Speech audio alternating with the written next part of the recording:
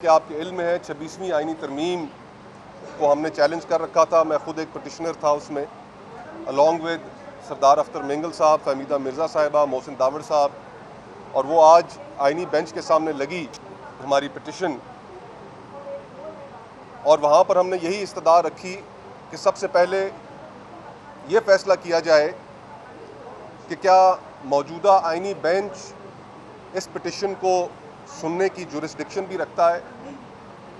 अगर वो ये फ़ैसला करते हैं कि वो इस पिटिशन को सुनेंगे तो क्या उनका ये फ़ैसला आइन और कानून के मुताबिक होगा। इस वक्त मुल्क में बुनियादी मसला ही ये है कि दो सुप्रीम कोर्ट्स काम कर रही हैं, एक आइनी सुप्रीम कोर्ट और एक गैर आइनी सुप्रीम कोर्ट। 26वीं आइनी तरमीम के नतीजे में ये जो दो सुप्रीम कोर्ट्स हमारे सामने रख दी गई हैं, इससे पूरा निज़ाम इंसाफ क्रिपल हो गया है। और क्या एक ऐसा आईनी बेंच जो खुद 26वीं आईनी तरमीम का प्रोडक्ट हो, बेनिफिशरी हो, क्या वो ये केस सुन सकता है। तो आज हमारे वकला ने यही इस्तदा रखी आईनी बेंच के सामने कि जनाब ये केस फुल कोर्ट में जाना चाहिए। फुल कोर्ट अगर इन दरख्वास्तों को सुनेगी तो तभी हमें भी इत्मीनान होगा बतौर पिटिशनर्स, मुल्क और कौम को भी इत्मीनान होगा। और अगर फुल कोर्ट इस मामले को नहीं सुनती और आईनी बेंच ही इसको लेकर आगे चलता है तो फिर लीगल फ्रेटर्निटी में भी इस पर आवाज़ें उठेंगी और पाकिस्तान में भी लोग इसको उस क्रेडिबिलिटी की नज़र से नहीं देखेंगे जो क्रेडिबिलिटी की नज़र इस आईनी अदालत को दरकार है। तो ये इस्तदा हमने रखी, 3 हफ्तों की तारीख दे दी गई है। मेरा तो ख्याल था कि ये मामला इतना अहम है कि इसको जल्दी सुना जाएगा, इसको इतना डिले नहीं किया जाएगा और इस एक नुक्ते का फ़ैसला जल्द अज जल्द होना चाहिए। पूरी कौम नज़रें लगा कर बैठी है कि हमारी सुप्रीम कोर्ट जो दीगर आला अदालतें हैं उनमें किस तरीके से कोर्ट पैकिंग की जा रही है। पूरे पाकिस्तान में हम सुनते थे, कहते थे कि जजेस अपॉइंट हो रहे हैं, इंडक्ट हो रहे हैं, लेकिन आज जज साहिबान पूरे मुल्क में इस 26वीं आईनी तरमीम के नतीजे में भर्ती किए जा रहे हैं। और ये भर्तियों का सिलसिला यहाँ पर नहीं रुकना। ये भर्तियाँ जब हाई कोर्ट्स में मुकम्मल हो जाएंगी तो फिर सुप्रीम कोर्ट तक भी बात पहुँचेगी, फिर सुप्रीम कोर्ट में भी भर्तियाँ होनी है। तो इससे पहले कि पूरे का पूरा निज़ाम इंसाफ बैठ जाए, इस निज़ाम इंसाफ के ऊपर से लोगों का एतमाद उठ जाए, एनाकी की तरफ बढ़ते हुए इस मुल्क को अगर रोकना है, माशरे को अगर रोकना है, तो जल्द अज जल्द फुल कोर्ट बैठे और इस मामले का फ़ैसला करे कि क्या 26वीं आईनी तरमीम आइन और कानून के दायरे में रहकर की गई, क्या पार्लियामेंट का वजूद मुकम्मल था, खैबर पख्तूनख्वा को उसके हक़ से महरूम नहीं किया गया, क्या मेंबरान के ऊपर प्रेशर डालकर उनसे वोट नहीं लिए गए।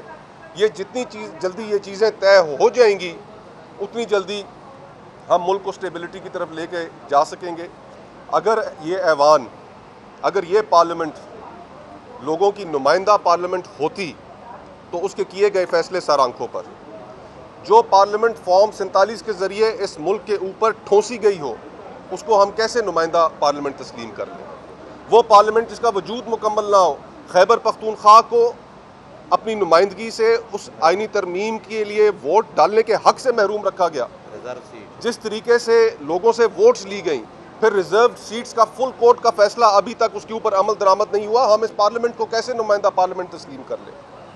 अगर ये पार्लियामेंट नुमाइंदा पार्लियामेंट होती तो हम ज़रूर तस्लीम करते। बिलावल भुट्टो साहब की बात बिल्कुल ठीक थी, लेकिन आज अफसोस के साथ कहना यह पड़ता है कि इस मुल्क का बच्चा बच्चा जानता है कि यह पार्लियामेंट नुमाइंदा पार्लियामेंट नहीं है, ये पार्लियामेंट लोगों के ऊपर मुसल्लत की गई पार्लियामेंट है और इसकी की गई तरमीम या कानून साजी इसकी कोई इखलाकी है। 26वीं आईनी तरमीम में ये बात भी तय कर दी गई, टू आवर अटर सरप्राइज, कि जब तक नया इलेक्शन कमिश्नर तैनात नहीं होता तो पुराने ही चलेंगे।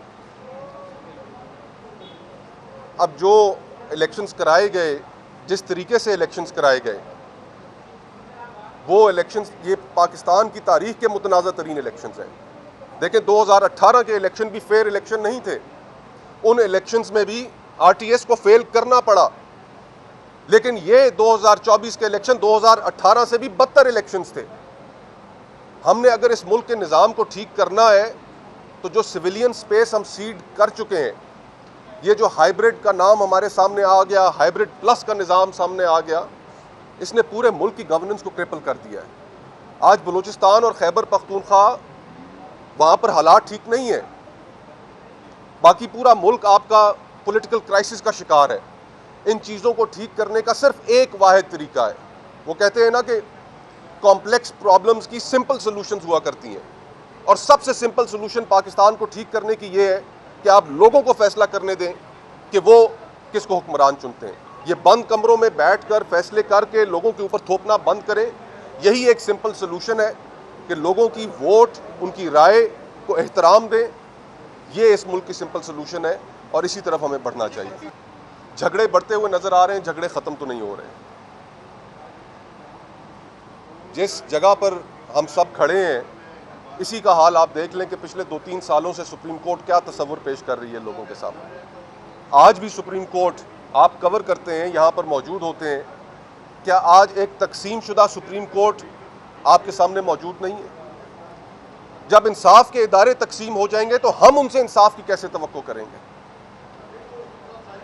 तो इन झगड़ों को ख़त्म करने का एक वाहिद तरीका यह है, सुप्रीम कोर्ट के अंदर झगड़े ख़त्म करने का भी तरीका यह है कि फुल कोर्ट बनाई जाए और फुल कोर्ट इस मामले को सुने और फिर वो जो भी फैसला करे, चाहे वो फिर हमारे खिलाफ आए, हमें काबिल कबूल होगा।